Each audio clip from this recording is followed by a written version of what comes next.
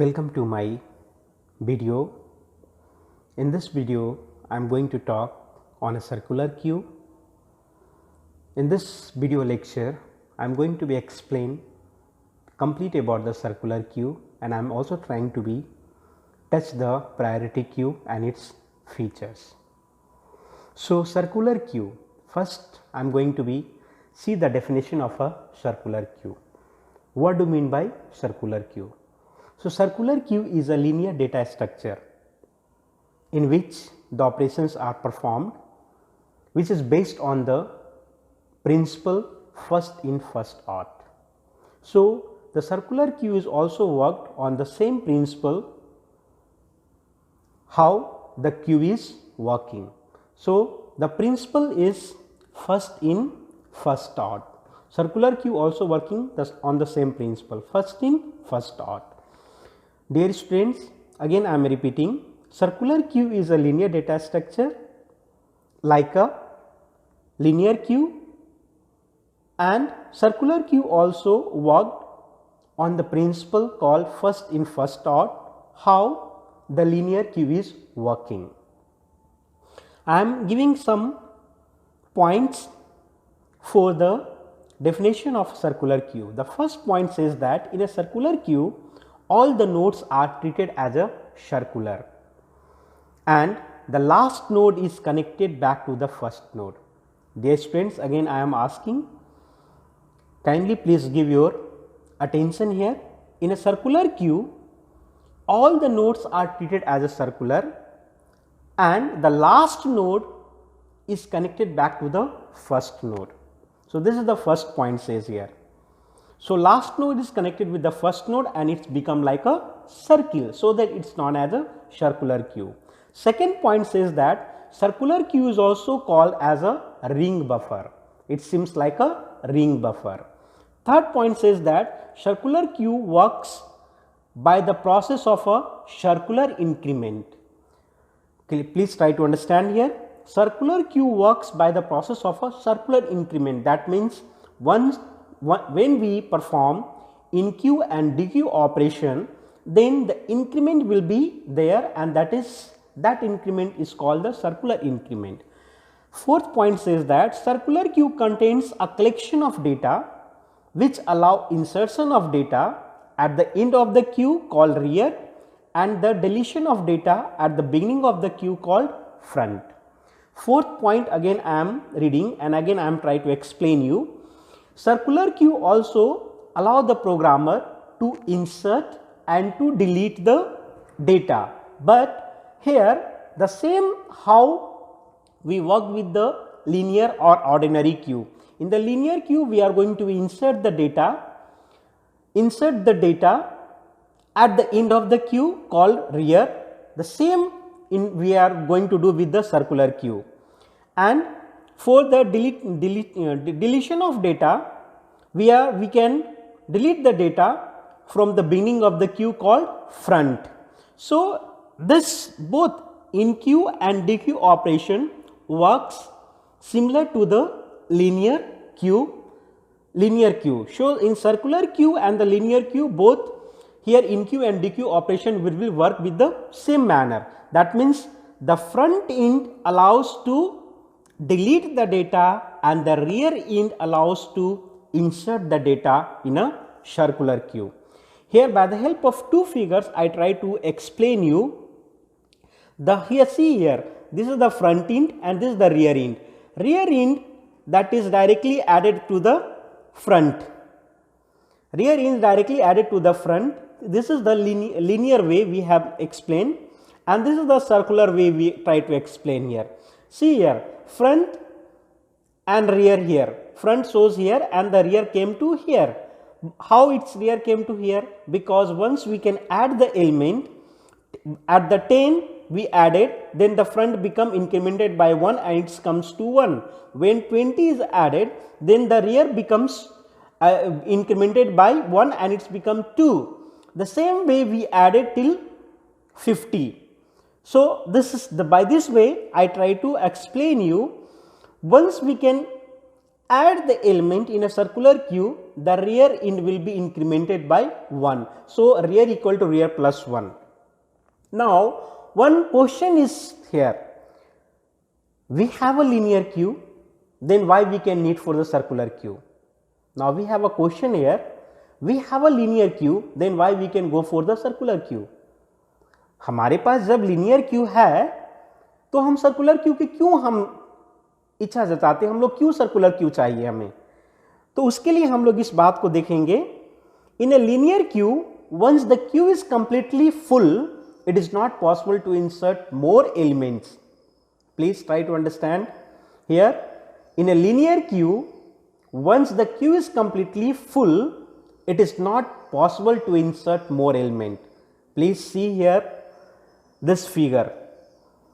First line says that once the queue is completely full then we are not able to insert more element. So, this figure we inserted the element. My last element is 93 and that denoted by the rear end, and the first element is 21. So, in this case our queue is full, and even if we dequeue the queue to remove some of the element, until the queue is reset no new element can be inserted. Please again try to understand this point. Suppose we want to dequeue some element and we started to dequeue. First we dequeue the 21. Dequeue means we are going to remove the element, and when we remove the element we have to be removed from the front, and when we remove from the front then front will be, now the once we can remove 21 then front will be indicated till to here, then front shifted to here, front will be shifted to here. Now 133 will be removed, when we remove 33 then front will be shift to 4, when we remove 4 then front will be shift to 12. So, front is shifting, front is incremented by 1 even though we are not able to be insert any element. Why? Because insertion is only possible through the rear end, not through the front end. So, rear is still 93 and rear pointer is still pointing to 93. So, in this case we are not able to be insert any element. Then what we are going to do? We are going to be only reset the queue and then only we are able to be proceed next.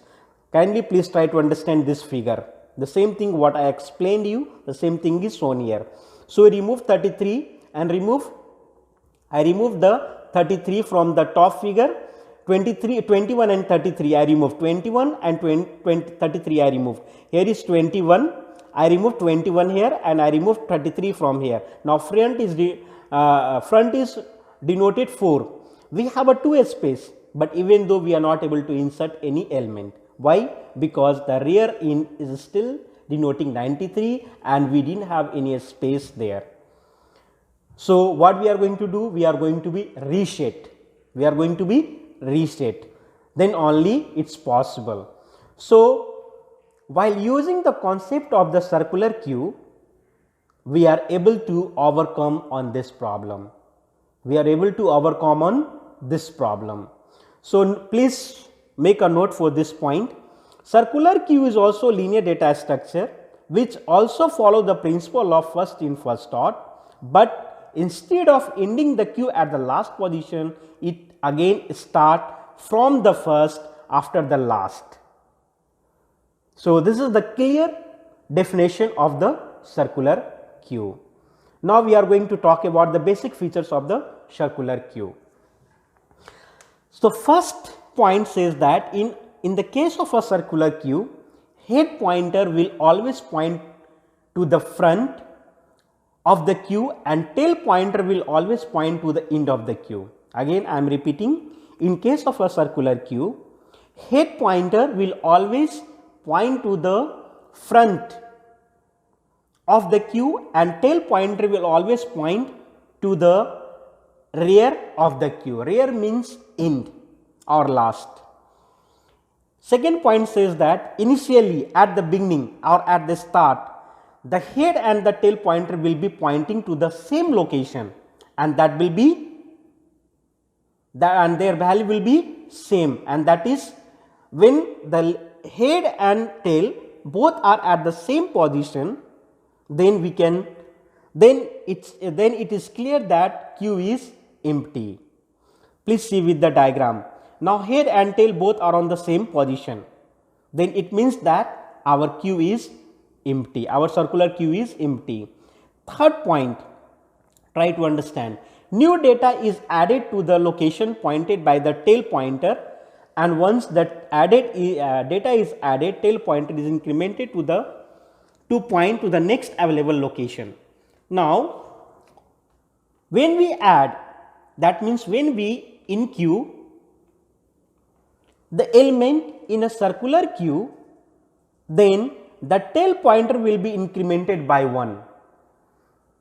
The second point says that tail and head both pointer will be at the same position, means the Q is empty.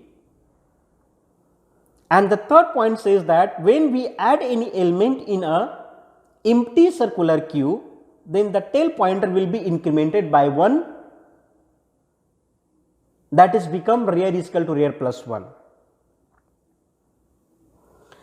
Next point, in a circular Q, data is not actually removed from the Q, only the head pointer is incremented by 1 position when DQ is executed. DQ means we are going to remove the element from the circular Q. Once we are going to remove the element, or we are going to take the element from the circular Q, then the front or head pointer will be incremented by 1. Next point, the head and the tail pointer will be re-initialized to 0 every time they reach the end of the Q. Please try to understand this point. When the head and tail pointer will be get re-initialized to 0, when the head and tail pointer will be get re-initialized to 0, means the head and tail pointer every time reach at the end of the Q. So this is shown here with the help of a figure. Now the last point says that the head and the tail pointer can cross each other. Is it possible? Yes, it is possible. Cross each other. In other words, we can say that the head pointer can be greater than the tail pointer. This means that when we DQ the Q a couple of times, then tail pointer get reinitialized upon reaching the end of the Q, as shown in this figure. So DQ operations perform couple of times, means head pointer will be greater than the tail pointer, and then finally the tail pointer get reinitialized upon reaching the end of the Q. So this is the basic features of the circular Q. Now we are going to see the application of a circular Q. So there are two basic applications. We have many other applications, but I am going to be cover only two here, and these two are very important. So the two basic application of a circular Q, the first one, computer controlled traffic signal system uses circular Q. So by using the concept of a circular Q, we are going to made a computer controlled traffic signal system. Now in every city we are going to use computer controlled traffic signal system, and this is only possible by the help of a circular Q. And the second point is CPU scheduling and memory management. These two concept having, the last one says that CPU scheduling and memory management. CPU scheduling is a different concept and memory management again is a different concept. But by this both concept using the with both topic taking the help circular queue to explain properly. So, this is the two basic application of a circular queue. Now, I am going to be talk on the operations on circular queue. So, here we are going to be talk the two main operations on a circular queue, in-queue and dequeue. Dear students, last video already I explained about the in-queue concept and dequeue concept. In-queue means we are going to be insert the element and dequeue means we are going to be delete or remove the element from the queue. Now, the first we are going to be cover the in-queue, that means insertion operation in a circular queue. When we are going to perform the insertion operation in a circular queue, then we have a three main scenario in front of us. What are the three main scenario? The first point, please try to understand. The first point says that if rarer plus 1 whole into mod max equal to front, if the condition is like this, then the queue is full. If the queue is full, then we will get a overflow condition. It means that we are not able to be perform the in-queue operation. That means we are not able to be insert any element in a queue.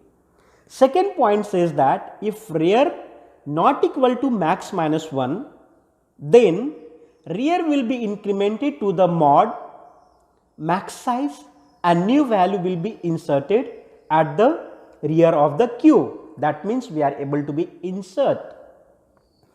Third point says that if front is not equal to 0 and rear is equal to max minus 1, then it means that queue is not full. Therefore, set the value of rear to 0 and insert new element. So, this is the three basic scenario of a in-queue operation on circular queue. Now, I try to explain you how to write the algorithm of a in-queue operation in a circular queue. Step 1, if rear plus 1 whole into percentage max equal to front, then we will get a condition called overflow, and that is the end of the loop. Step 2 says if front is equal to 1 and rear is equal to minus 1, if front is equal to minus 1 and rear is equal to minus 1, then set front and rear equal to 0. Else if rear equal to max minus 1 and front not equal to 0. Again I am repeating the second point, please try to understand. If front equal to minus 1 and rear equal to minus 1, then we have to set the value front and rear both equal to 0, else rear equal to max minus 1 and front not equal to 0. Then set rear equal to 0, else set rear equal to rear plus 1 mod of max, and that is the end of the loop. Step third said set q rear equal to value. Now, in this place we are going to be add the element, and step 4 is said exit from the loop. So, these are the 4 basic steps to write the algorithm of a in-queue operation in a circular queue. Now, with the help of a simple C program, I try to explain the in-queue operation in a circular queue. Same thing, I am using a if loop statement, and I am trying to be check the condition, and the first rear plus 1 mod of max size equal to front, If like this condition is fulfilled, then we have a overflow condition. Else front is not equal to 1 and rear is also not equal to -1. That means we are going to be set the value of front equal to 0 and rear equal to 0 as shown here. Front equal to 0, rear equal to 0. Else if rear equal to max size -1 and front not equal to 0, then we are going to be initialize rear equal to 0, else rear equal to rear plus 1 max size, and then finally we are going to initialize the item, that is initialize the element. So this is the simple C program which I tried to explain you, and how the in-queue operation is working in circular queue. Now I am going to be explain the dequeue operation on a circular queue. Dequeue means we are going to be delete or remove the element from a circular queue. So again here we have a 3 scenario to understand the dequeue operation on a circular queue. The first point says that if front equal to -1, then there are no elements in the queue. If there is no elements in the queue, then dequeue operation will be not performed, and in this case we will have a underflow condition. When we will have underflow condition? When front equal to -1, that means there is no element in the queue. Second point says that if there is only one element in the queue, in this case the condition rear equal to front, that means both will become equal, holds, and there both is said to be -1. Third point, if front equal to max -1, then the value is deleted from the front and the value of the front is set to 0, else otherwise the value of the front will be incremented by 1, that is front equal to front plus 1. So these are the 3 main points for the dequeue operation on a circular queue. Now I am going to explain you how to write the algorithm for dequeue operation on a circular queue. The first step, if front equal to -1, then write underflow condition. Underflow means there is no data, there is no element in the queue, then what to delete? So underflow condition will be occur. Step second, set value equal to queue front. We are going to be set the value equal to queue front में हमने set किया. Step third, front equal to rear. If the condition is if front equal to rear, then set the value front and rear equal to -1, else if front max -1, then set front equal to 0, else front equal to front plus 1, end of loop. The third step says that this is the increment here, and finally the step fourth, its exit. That means the third step cover the second and third point as well as fourth point of the dequeue. So this third step cover the second and this second, third and fourth point. It's clear now? I hope it is clear for you. Now with the help of a C programming language, I try to explain the dequeue operation in a circular queue. If front equal to -1 and rear equal to -1, then we will have a underflow condition. That means no element in the queue to delete. Else front equal to rear. That means we are going to be set the value front -1 and rear -1. Else front equal to max size -1. Else if front equal to 0, if front equal to 0 or else front equal to front plus 1. Here the increment is there. Again the second, third and fourth point is covering here. Second, third and fourth point is covering here. Now this is the algorithm This is the program.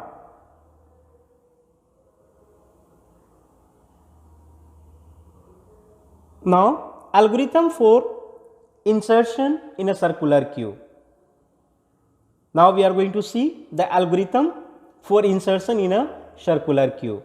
Now, we are going to be insert the element in a circular queue. So, I already explained about the two basic operations on a circular queue, insertion and deletion. Insertion means in queue and deletion means dequeue. Dequeue means we are going to delete the element from the circular queue, and in queue means we are going to be insert the element from the circular queue. Both operations I explained with the help of a program, and I also explain how to write the algorithm for in queue as well as dequeue. So, I hope it is clear for you about the circular queue. I clearly explained the definition. I gave the basic features of the circular queue. I explained about the operations of a circular queue and applications of a circular queue. So, I completely touched all the basic points of the circular queue. Now, as I told you at the beginning, priority queue also we are going to be see in same video. So, priority queue, we are going to be see the definition of the priority queue and some basic features or properties of a priority queue. So, what is the basic definition of the priority queue? So, priority queue is more specialized data structure than queue. So, what is the definition? Priority queue is more specialized data structure than queue. Like ordinary queue, priority queue has same method but with a major difference. Dear students, again it's a remarkable point. It is similar to the priority queue is similar to the ordinary queue, but again having a major difference. Then what is the major difference in the priority queue? In the priority queue, atoms are ordered by key value. Atoms here is nothing but its element. So, elements are ordered by key value. So, that atoms with the lowest key value is at front and atoms with the highest value of key is at rear or vice versa. Again I am trying to explain you the element which having lowest value of key will be the front and the element which having highest value of key will be at the rear, or maybe it will be a vice versa. So, in the priority queue, each element having key value, and this is one of the major difference between the ordinary queue and a priority queue. So, we are assigning priority to item based on its key value. So, lower the value, higher the priority.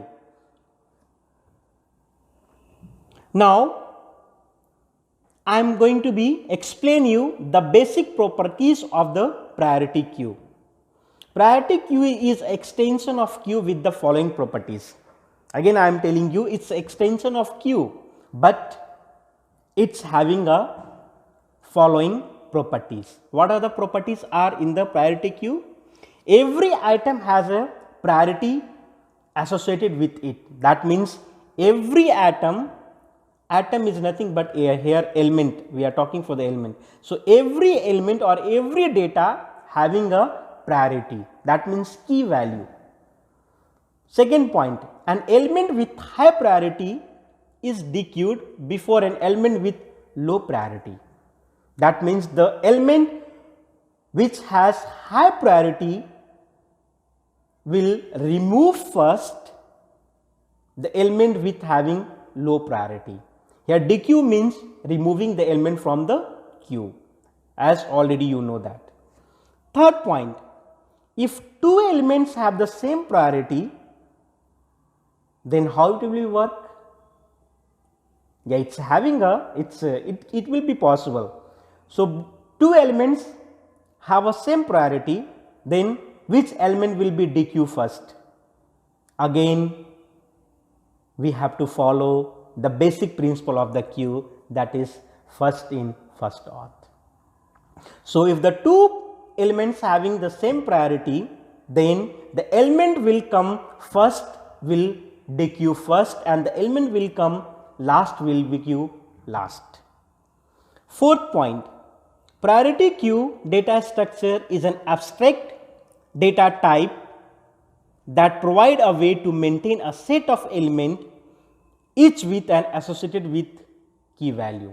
As I told you, priority queue, in a priority queue data structure, all the elements associated with the key value, and by the help of a key value only we are able to be prioritized. In a priority queue, last point I am talking, in a priority queue, insertion is performed in order of arrival and deletion is performed based on the priority. It is clearly mentioned here. Dear student, please try to understand the last point. Insertion is performed